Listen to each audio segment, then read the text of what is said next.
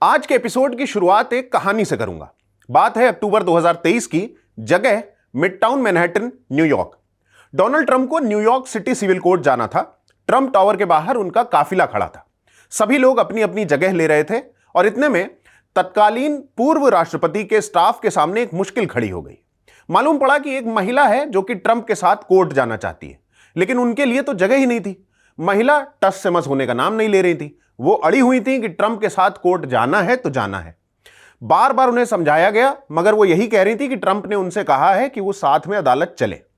Staff ने कई बार मना किया, लेकिन जब उन्हें जगह नहीं मिली तो वो गई और एसयूवी की डिग्गी में जाके बैठ गई। ये महिला थी नेटली हार्प। इस वक्त हर कहीं छाई हुई हैं, खासकर सोशल मीडिया पर। हेलो, मेरा नाम है केतन और आप देख रहे हैं इंडियन एक्सप्रेस का शो चर्चित। शो की अभी ब्रांडिंग और पैकेजिंग तैयार नहीं हुई है, जल्दी ही वो भी आएगी।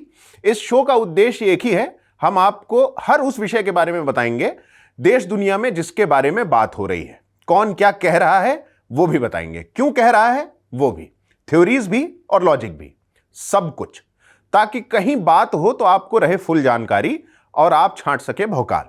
लोग आपसे कहें कि यार तुमको तो बहुत पता है। तो आज बात होगी नेटली हार्प की।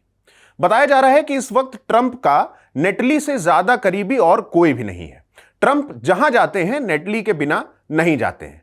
नेटली को डोनाल्ड ट्रंप का ह्यूमन प्रिंटर भी कहा जाने लगा है। 21 अगस्त को ब्रायन क्रेंसेस्टीन ने लिखा कि द मिरर द्वारा अभी अभी सामने लाई गई नेटली हार्प की नई तस्वीरों में यह देखा जा सकता है कि वो ट्रंप के पीछे दौड़ रही हैं। यह कहानी तो लगातार और भी दिलचस्प होती जा रही है। और इसके साथ उन्होंने एक तस्वीर भी पोस्ट की जिसके बारे में वो बात कर रहे थे। अब ये कहानी क्या है, इसके लिए न्यूयॉर्क मैगजीन का ये पोस्ट देखिए। इसमें उन्होंने लिखा है कि नेटली हार्प ट्रंप के प्रति पूरी तरह से समर्पित हैं और कुछ लोग तो कहते हैं कि वो उनसे ऑब्सेस्ड हैं। इसके बाद उन्होंने वेनिटी फेयर का हवाला देकर लिखा कि माइकल वुल्फ की 2024 के चुनावों पर लिखी किताब के अनुसार नेटली हार्प ट्रंप के प्रति इस हद तक समर्पित हैं कि उन्होंने ट्रंप के नजदीक बने रहने के लिए एक पूरा सीजन गोल्फ क्लब के लॉकर रूम में रहकर बिताया। 27 जुलाई का एरन रूपर का यह पोस्ट देखिए। इन्होंने एक वीडियो डाला और लिखा, नेटली हार्प को मरीन वन से उतरते हुए देखा जा सकता है। मरीन वन यानी अमेरिकी राष्ट्रपति का विमान। मरीन वन उसका कॉल साइन है। मरीन वन का ही एक और वीडियो खूब शेयर किया जाता है। इसमें White House press secretary Karoline Leavitt, जो फिलहाल अपना नोटिस पीरियड सर्व कर रही हैं, उन्हें देखा जा सकता है। प्रेसिडेंट ट्रंप भी बैठे दिखाई दे रहे हैं और उनके बगल में एक महिला बैठी है जिसकी शक्ल तो नहीं दिखाई दे रही है, मगर उसकी कैरोलाइन से कुछ टेंस बातचीत चल रही है। बताया जा रहा है कि ट्रंप के बगल में जो महिला बैठी हैं वो नेटली हार्प हैं। और इस तीखी बहस के बाद अगले ही दिन कैरोलाइन लेविट ने अपना पद छोड़ने का ऐलान कर दिया। हालांकि ट्रंप ने कैरोलाइन लेविट के व्हाइट हाउस से एग्जिट के बारे में यह कहा कि वो अपने बच्चों के साथ समय बिताना चाहती। But her name is Caroline and she's our press secretary and she just had a baby and I just learned she loves the baby more than she loves Donald Trump and I'm very angry with her. Where is Caroline? एक theory यह भी चलती है कि Caroline Levitt के white house छोड़ने के पीछे नेटली हार्प का ही हाथ है।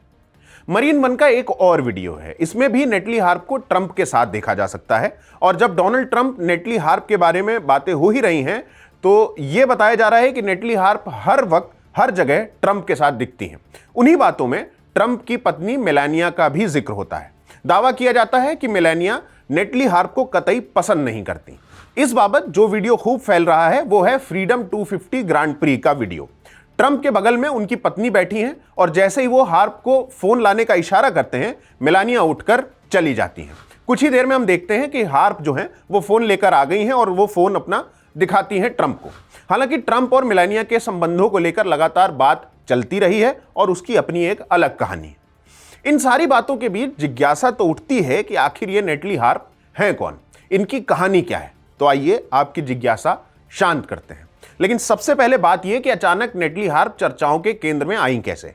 असल में हुआ यह कि 16 अगस्त को जब जॉर्जिया के डेमोक्रेटिक सेनेटर जॉन ओसॉफ ने डोनाल्ड ट्रंप पर निशाना साधते हुए कहा, ट्रंप अपना काम नहीं करना चाहते, वो अपना बॉलरूम बनाना चाहते हैं और नेटली के साथ उस उड़ते महल में यात्रा करना चाहते हैं जो कतर के अमीर ने उन्हें तोहफे में दिया है। यहां से नेटली हार्प पर लाइमलाइट आई। अमेरिका की प्रेस ने नेटली को माइक्रोस्कोप से देखना इसलिए शुरू कर दिया है क्योंकि उन्हें 1.5 लाख अमेरिकी डॉलर की सालाना सैलरी मिलती है और इस वक्त ट्रंप के सबसे नजदीक वही दिखती हैं। वैसे आपको बता दें कि 1.5 लाख अमेरिकी डॉलर को आज की डेट में भारतीय रुपयों में कन्वर्ट करेंगे तो 1 करोड़ 43 लाख रुपए बनते हैं। तो अब आते हैं नेटली हार्प की कहानी पर। 35 साल की नेटली कैलिफोर्निया से है और वहीं पली बढ़ी है। 2015 में वर्जीनिया की एक यूनिवर्सिटी से एमबीए किया। नेटली को बोन कैंसर था। 2018 में ट्रंप के दस्तखत से कानून बना था राइट टू ट्रायल लॉ। इसमें किसी दवाई का फाइनल ट्रायल पूरा होने से पहले ही उसे आजमाने का अधिकार मिल जाता है अगर मरीज चाहे तो। इसी लॉ के चलते आगे चलकर नेटली और ट्रंप की जोड़ी बनी। नेटली बताती हैं कि इस कानून की वजह से ही उन्हें इलाज मिल सका और उनकी जान बची। यह बात नेटली ने लिंक्डइन पर लिखी थी, एक पोस्ट किया था। वो पोस्ट ट्रंप के सपोर्टर्स के बीच बहुत फेमस हुआ। 2019 में फॉक्स न्यूज ने उन्हें इंटरव्यू के लिए बुलाया और यहां नेटली ने अपना एक्सपीरियंस बताया, ट्रंप की बहुत तारीफ की और इस तरह ट्रंप की नजर नेटली पर पड़ी। ट्रंप ने उन्हें 2020 के रिपब्लिकन नेशनल कन्वेंशन में बोलने के लिए बुला लिया एज अ स्पीकर। इसमें जो पार्टी होती है वो राष्ट्रपति चुनाव के लिए अपने उम्मीदवार का नाम तय करती है। इस प्रोग्राम के बाद नेटली बन गई news anchor. One America news network नाम का एक फार राइट समाचार नेटवर्क है, उसी में अगले 2 साल तक यानी 2022 तक वो ट्रंप का एक तरीके से प्रचार ही करती रही। नेटली ने ट्रंप के चुनावी झूठों को खूब दोहराया। ट्रंप का वो प्रिय दावा कि बाइडेन नहीं 2020 का राष्ट्रपति चुनाव भी ट्रंप ही जीते थे, इसे भी नेटली ने दोहराया। नेटली को इसका इनाम भी मिला। 2022 में वो सीधे ट्रंप की टीम में शामिल कर ली गई। अब जब ट्रंप राष्ट्रपति हैं, नेटली उनकी टीम में है। उनके पास 2 पद हैं, एक है राष्ट्रपति की स्पेशल असिस्टेंट और दूसरा प्रेसिडेंट की एग्जीक्यूटिव असिस्टेंट। किस तरह की असिस्टेंट है वो? न्यूयॉर्क टाइम्स के इस आर्टिकल के मुताबिक नेटली की सबसे बड़ी क्वालिटी है ट्रंप के लिए कमाल की वफादारी। मौजूदा व्हाइट हाउस में राष्ट्रपति के प्रति निष्ठा जताने की कोई सीमा नहीं है। ट्रंप की गुड बुक्स में आने का यह एकमात्र रास्ता भी बताया जाता है, मगर नेटली तो बेहिसाब समर्पित है, इतनी कि व्हाइट हाउस के कई लोग असहज हो गए हैं। न्यूयॉर्क टाइम्स ने नेटली के लिए लिखा है बिगेस्ट गेटकीपर, यानी ट्रंप तक पहुंचने की राह में सबसे बड़ी पहरेदार। और कई विदेशी लीडर भी ऑफिशियल चैनल्स को छोड़कर नेटली के जरिए ट्रंप तक पहुंचना चाहते हैं। व्हाइट हाउस में नेटली की पावर और ट्रंप के साथ उनके रिश्ते का एक रोचक ब्यौरा मिलता है रिजीम चेंज नाम की किताब में, जिसे लिखा है न्यूयॉर्क टाइम्स के 2 पत्रकारों ने, मैगी हेबरमैन और जोनाथन स्वॉन। दोनों व्हाइट हाउस बीट कवर करते रहे हैं और भीतर खाने की खबरें पाने में खूब रिसोर्सफुल हैं। इस किताब के मुताबिक खबरें हो या जानकारियां, नेटली मन मुताबिक ढंग से ट्रंप को बताती हैं और ट्रंप से वही कहती हैं जो उन्हें पसंद आता है, भले कुछ फैक्ट्स और कुछ मिस इंफॉर्मेशन शामिल हो।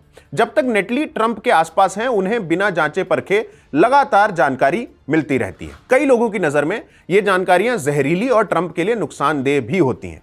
इनसाइडर्स के मुताबिक नेटली सोशल मीडिया का जो कूड़ा कंटेंट है वो खोज कर ट्रंप को देती हैं। जैसे एक वो एआई वीडियो आपको याद होगा जिसे ट्रंप ने पोस्ट किया था, जिसमें एक्स प्रेसिडेंट बराक ओबामा और उनकी वाइफ मिशेल ओबामा को बंदर बनाकर दिखाया गया था। ट्रंप के स्टाफ के बाकी लोग नेटली को ह्यूमन प्रिंटर बुलाते हैं, क्योंकि वो एक पोर्टेबल प्रिंटर लेकर प्रेसिडेंट के पीछे चलती हैं ताकि उन्हें जरूरी जानकारी की हार्ड कॉपी हाथों हाथ दी जा सके। ट्रंप नेटली पर इतने निर्भर हो गए हैं कि एक्सपर्ट्स के सामने भी वो नेटली की दी हुई जानकारी पर ज्यादा भरोसा करते हैं। इसकी एक झलक व्हाइट हाउस मीटिंग में मिलती है, जिसके बारे में रिजीम चेंज किताब में बताया गया है। डोनाल्ड ट्रंप का जो ग्लोबल टैरिफ प्रोग्राम था वो लिबरेशन डे पर शुरू होने वाला था और इसमें अभी सिर्फ 1 ही हफ्ता बचा था, लेकिन टैरिफ की जो दरें थी वो तय नहीं हुई थी। ट्रंप ने खुद एक फॉर्मूला बनाया था और वो चाहते थे कि उसी फॉर्मूले के हिसाब से टैरिफ तय हो। किसी को भी ये सही नहीं पता था कि ये फॉर्मूला कैसे बना था। आंकड़े दिन के हिसाब से और कभी कभी घंटे के हिसाब से चेंज हो रहे थे।